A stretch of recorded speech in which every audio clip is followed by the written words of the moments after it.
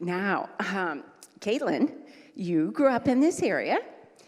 Can you just tell us a little bit about your upbringing that put a passion in your heart for impoverished women over in the Belgian, it's not called the Belgian Congo anymore. I knew I was going to say that. My husband was born over there, but it's changed names about 5 times.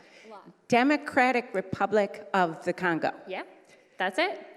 Sure. So I'm so glad to have been able to grow up in this community. It's a really global place. A lot of my life, I had family living overseas. My cousins were born in Paris. They went to school in Belgium, and then they went to school in the Congo, the Democratic Republic of Congo. And that was perfect because I was in stamp collecting club and had really cool stamps. The best. But But things changed when my close family was going to school there. I remember walking into my mother's office and she was just scouring the news for updates on the Congo. And I questioned, what's going on? Why are you worried? And she said, there's violence there.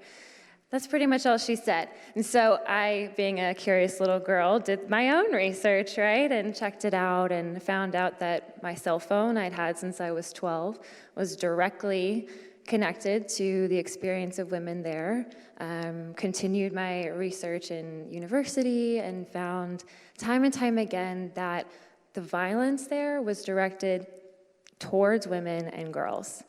And there was so much of it, and so little justice. And that justice is in our Bible, seek justice. It's in our community, our recent history. Injustice anywhere is a threat to justice everywhere. It lit me up. And all of a sudden, my life was oriented in this direction.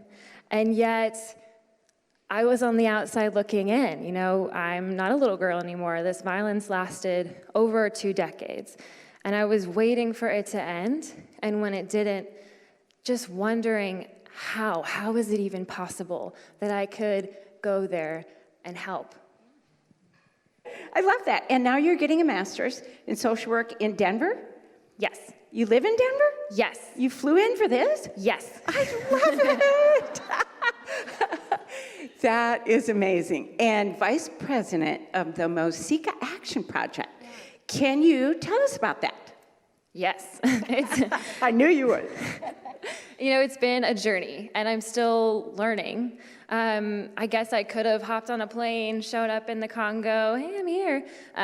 How helpful would that really have been? I think at first I really needed to ask myself, what do I have to offer?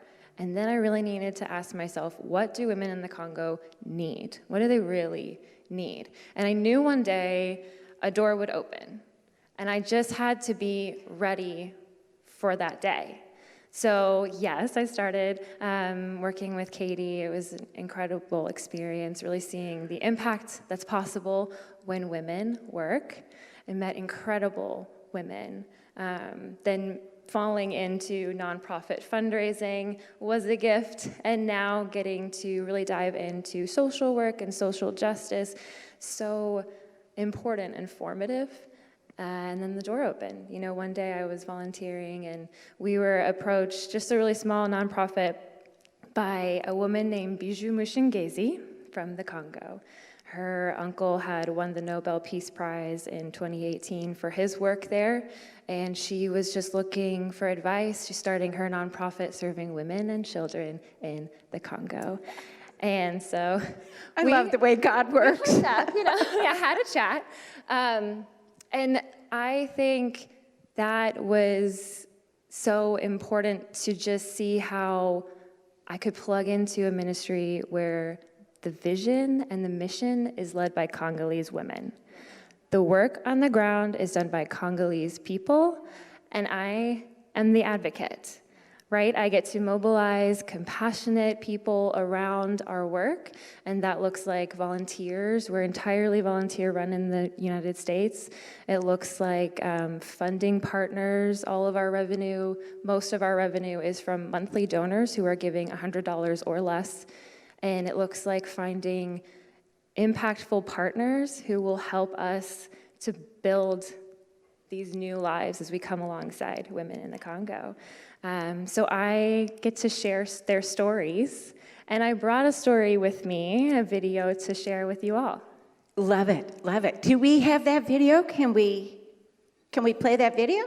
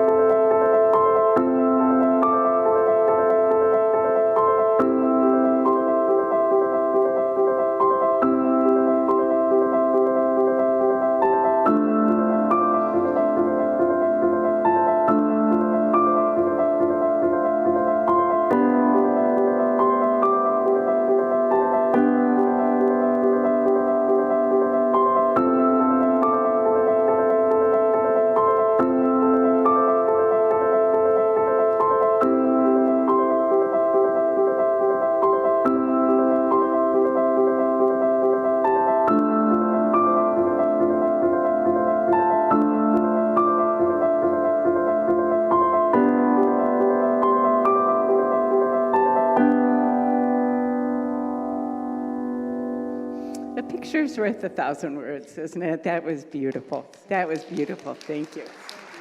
So what would you have us do? You know, I would say what I tell myself every day, and my husband sometimes has to remind me, is that, like you said, you can't do it all. You can do what you were meant to do. And it is easy to be overwhelmed. It's easy when you see the brokenness, it's all around. When you hear the stories of women in the Congo, when you hear what girls are facing in Morocco, that it feels too much. And it is. I tell myself, you can't do it all. You can do what you were meant to do. The rest is faith.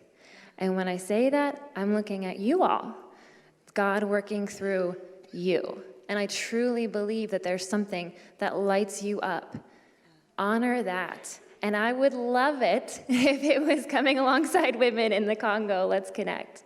And if it's not, don't you dare be discouraged.